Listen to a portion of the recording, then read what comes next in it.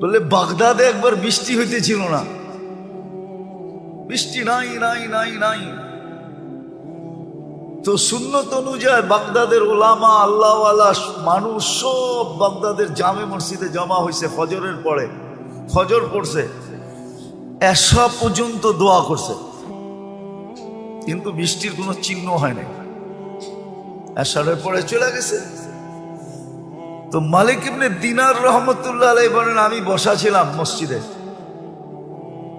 তো দেখলাম এক জীর্ণ শীর্ণ গোলাম, জীর্ণ শীর্ণ গোলাম কৃতদাস ঢুকলো।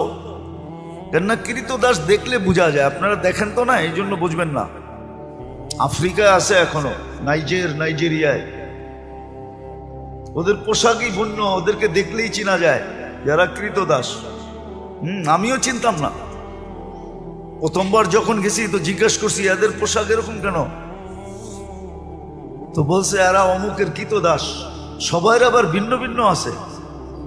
যেমন আমাদের রাগ হয়ে যাবেন বলমু না, রাগ হয়ে যাবে।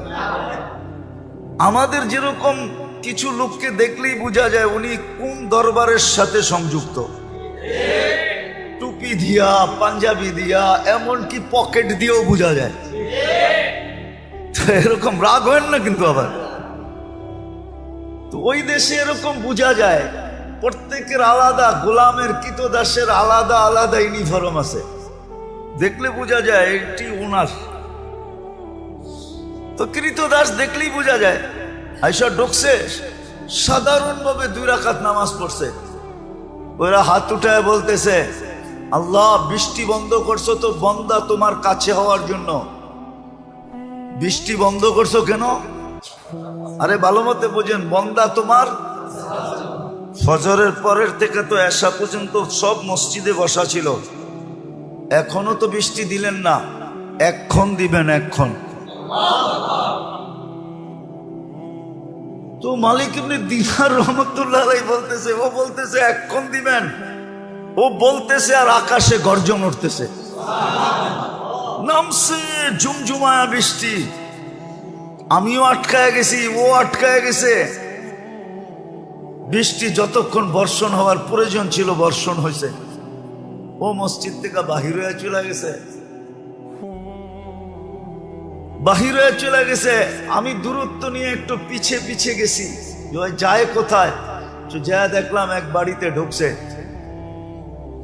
আর ওই বাড়ি ছিল, মালিক ছিল উনি কৃতদাসের ব্যবসা করতেন, কিনা কিনা আনতেন আর বেশি দামে বিক্রি করতেন, ব্যবসা ছিল এক জমানা এটা। তো যা ঢুকার পরে দেখলাম এক কোনায় জীর্ণ শীর্ণ বসা আছে। তো মালিককে ডাকলাম যে এই গোলাম বেচবা? এটা তো কোনো কামেরই না, এটা নিয়ে কি করবা? গোলাম তো মানুষ কিনে কাজের জন্য, সহযোগিতার জন্য, সাহায্যের জন্য, এটা তো কোনো কাজের না।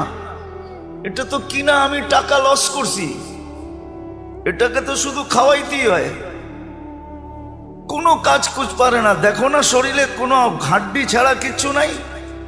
তো মালিক ইবনে দিনার রহমতুল্লাহ আলাইহি বলতেছে, তুই বেচবি কিনা এটা কর, কি আছে না আছে ওটা তো আমার তোর দরকার নাই, বেচবি? তো মনে মনে ভাবতেছে মনে হয় আল্লাহই পাঠায় দিছে আমার উপরে সুযোগ, সুবর্ণ সুযোগ মেরে একটা লমসম দাম চাইছে, যা চাইছে মালিক ইবনে দিনার রহমতুল্লাহ আলাইহি বলে ডান, কিনা ফেললাম। টাকা গয়না দিয়ে নিয়ে আসছে। আনার পরেও কৃতদাস জিজ্ঞাসা করতেছে, মালিক তুই আমার এত দোষ শোনার পরও তুই আমাকে কিনলি কেন? তোর কি টাকায় কামড়ায় যে তুই আমারে কিনলি টাকা দিয়া? তো মালিক ইবনে দিনার রহমতুল্লাহ আলাইহি বলে, আমি তোকে দেখা কিনি নাই, আমি তো কিনছি তোর তাআল্লুক দেখা। সারা বাগদাদ বসা ছিল ফজরের পরের থেকে আল্লাহওয়ালা আলেম। ওই সময় বাগদাদ বাগদাদেই ছিল, ওই চিত্র তোলার সময় আমার কাছে নাই যে ওই সময় বাগদাদের চিত্রটা কিরকম ছিল। সব তো ফজরের পরের থেকে আসা পর্যন্ত বসা ছিল, বৃষ্টি তো হইল না। তুই এরকম কি বললি আল্লাহকে 2 রাকাত পড়া? ঝুমঝুমায় বৃষ্টি আসলো আর তুই বললি এক্ষণ দেন।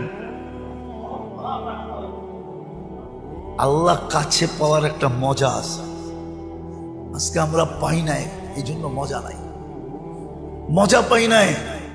কি তো দাসী কিনা নিয়ে আসছেন, দুর্বল সুরবল কিনা নিয়ে আসছেন। তো কি তো দাসী বলছে, মালিক সারাদিন কাজ করবো বটে, কিন্তু রাত্রে তুমি আমার সাথে থেকে কোনো কাজ নিতে পারবে না। যদি এই শর্ত হয় তো আমি যাইতে রাজি। এই শর্ত যদি হয় তাহলে আমি কি যাইতে রাজি, এই শর্ত পুরা করলে। বলছে ঠিক আছে। তো সারাদিন কাজ করতো, রাত্রে নির্জন ঘরে চলে যেত, নির্জন ঘরে চলে যেত। তো মালিকের একদিন আগ্রহ ঢুকছে যে ও যে আমাকে শর্ত লাগায় আসলো, শর্ত লাগায় যে আসলো যে রাত্রে কোনো কাজ নেওয়া যাবে না, দেখি ও রাত্রে করে কি। তো আস্তে আস্তে ছিদ্র দিয়ে দেখতেছে কি করে। তো দেখে সেজদায় পড়া কাঁদতেছে আর বলতেছে, তুমি যে আমাকে ভালোবাসো। কি বলতেছে? আল্লাহ তুমি যে আমাকে ভালোবাসো, ওই ভালোবাসার ওয়াস্তা তুমি আমাকে আরো কাছে করো। কাঁদতেছে। তো মালিক বাহির থেকে বলতেছে, ওই পাগলি, আল্লাহ যে তোকে ভালোবাসে এটা তুই কি করে বুঝলি? তুই বারবার বলতেছ তুমি যে আমাকে ভালোবাসো, তুমি যে আমাকে ভালোবাসো, তুই এটা বল যে আমি তোমাকে ভালোবাসি। তো কৃতদাসী সেজদার থেকে মাথা উঠাইছেন, মাথা উঠাইছেন, উঠা বলতেছে, শুন, আল্লাহ যদি আমাকে ভালো না বাসতো তাইলে এই গভীর রাত্রে ওনার কদমে আমাকে রাখতো না, আর তোরে ল্যাপের ভিতরে ঘুম পড়তে দিত না। তুই ল্যাপের ভিতরে ঘুমাইতেছস, তোকে ভালোবাসে না দেখি তুই ল্যাপে আসস, আমাকে ভালোবাসে দিকে বিদায়ী কুদরতি পায়ে জাগা দিছে বলে একটা চিৎকার দিছে, জান শেষ। মালিক বলে, বইলা তো নিজের ক্ষতি করলাম, কেন টাকা দিয়ে কিনা আনছে, ক্ষতি হয়ে গেছে না, লস। কিন্তু করবে কি, দাফন কাফন তো করতে হবে। বাজারে গেছে কাফন আনার জন্য, আয়সা দেখে সবুজ কাফনে পেঁচানো, উপরে লেখা আছে ইন্না আউলিয়া আল্লাহি লা খাউফুন আলাইহিম ওয়ালা হুম ইয়াহজানুন। এই কোরআনের আয়াত উপরে লেখা ইন্না আউলিয়া আল্লাহি লা খাউফুন আলাইহিম ওয়ালা হুম ইয়াহজানুন। সত্য এটাই, সত্য এটাই। আমরা মনে প্রাণে চাই না যে আল্লাহর কাছে হই বা আল্লাহ আমাদের কাছে হই। আরেকটা মনে উঠলো, এই জন্য বলতেছি,